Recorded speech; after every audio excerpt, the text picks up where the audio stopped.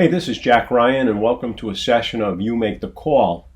This is a series done here at the Legal and Liability Risk Management Institute where we present hypothetical situations, some of which come from actual cases, and then we ask you to make decisions based on the facts presented to you and apply the concepts of the law as it relates to our business, basically criminal procedure. You know, when can you search? When can you frisk? When can you use force? All of these different types of decisions that you have to make on a daily basis.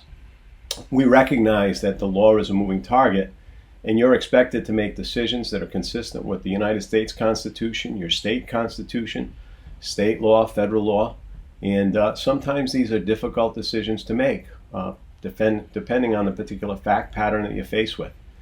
So again, this session and all of these sessions, You Make the Call, are a presentation where you get to make the decision, and then we present you with the cases that back up the concepts that apply to that particular hypothetical.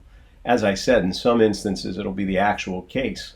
In other instances it won't. It'll be just the application of the principles from the cases to the fact pattern that we present you. Hey, thank you for joining us. Hopefully you find this worthwhile, and have a great day, and please be safe out there. In today's hypothetical, I want you to picture yourself driving down the road. You're on routine patrol, and there's a pickup truck in front of you. You decide to run the plate. Now, we know that many states have expressly said that there's no privacy interest in a license plate, so we do see officers randomly running plates, and most courts have held that that's proper. At any rate, you run the plate, and sure enough, the plate comes back to that pickup truck that you're looking at. But the Registry of Motor Vehicles also tells you that the driver of the truck has a revoked license. So they've got a suspended license, and you decide on that basis, with no other violations, with no attempt to drive up alongside it and match descriptions, you decide to pull the truck over at that point. And when you do, you walk up to the window, and sure enough, the driver is the registered owner. He is the person with, in fact, the revoked license. What we ask you today is the stop valid? Because remember, we've all heard the term fruit of the poisonous tree. If the stop is bad, then any evidence you discover as the result of the stop is going to be fruit of the poisonous tree and can't come in.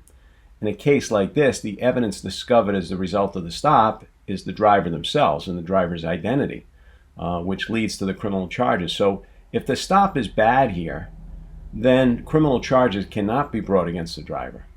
If the stop is good, if it's a good, reasonable, suspicion-based stop, then in fact, charges can be brought against the driver. So that's really the question today. That you are on patrol. This is the fact pattern. What do you decide? Is this stop valid? Should it have been made at all? Or, in the alternative, is it a bad stop? And now the criminal proceedings will be suppressed against the subject.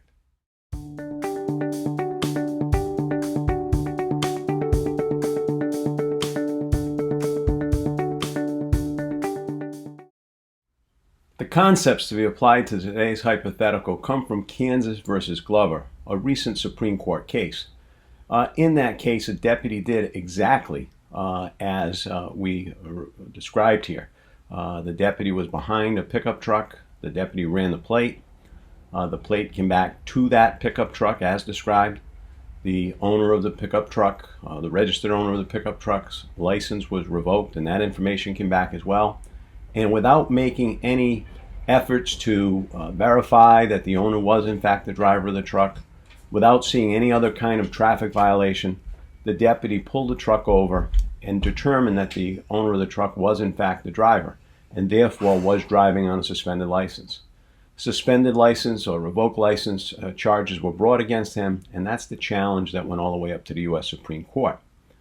The Supreme Court analyzed this as a reasonable suspicion-based stop and determined that it was valid. They said certainly reasonable suspicion requires more than a hunch, but here the deputy had information.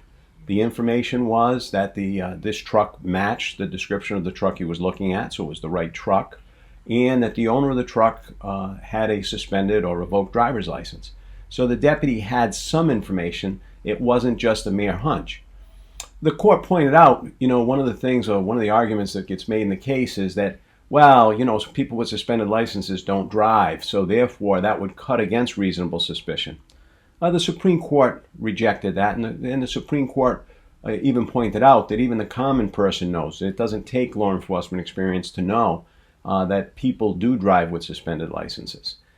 So the court found that based on information from the Registry of Motor Vehicles, I think in Kansas it's the Department of Revenue, but information from the Registry of Motor Vehicles or the Motor Vehicle Database, whatever it's called in your state, that says that the registered owner of a vehicle has a revoked license, and you're looking at the vehicle as described with that plate on it, would support a reasonable inference that a crime was being committed that would justify a stop to confirm or dispel your suspicions. In this case, the suspicions were confirmed because the owner was in fact driving the truck. The court did point out, and I think this is important for officers, the court did point out that if you can see the driver, for example, before the stop, and the registered owner has a date of birth that makes them 60 years old, and you see a 20-year-old driving the truck, or what appears to be a 20-year-old, then that's not going to be a good stop. I'll give you another one. Let's suppose that, you run the truck, registered owner comes back revoked, registered owner is Jack Ryan, me. Then you pull up alongside the truck and you see that it's a woman driving the truck. Then again, that would be exculpatory information that would cut against reasonable suspicion. So the bottom line with this case is that, if an officer runs a plate, the plate comes back to the vehicle he's looking at or she's looking at, the registered owner has a revoked license, that will support a reasonable inference of criminal activity afoot and will support a stop, as long as there's no exculpatory information, will support a stop to confirm or dispel the officer's suspicions. Hey, I want to thank you again for joining this session of You Make the Call, and have a great day out there. Please be safe.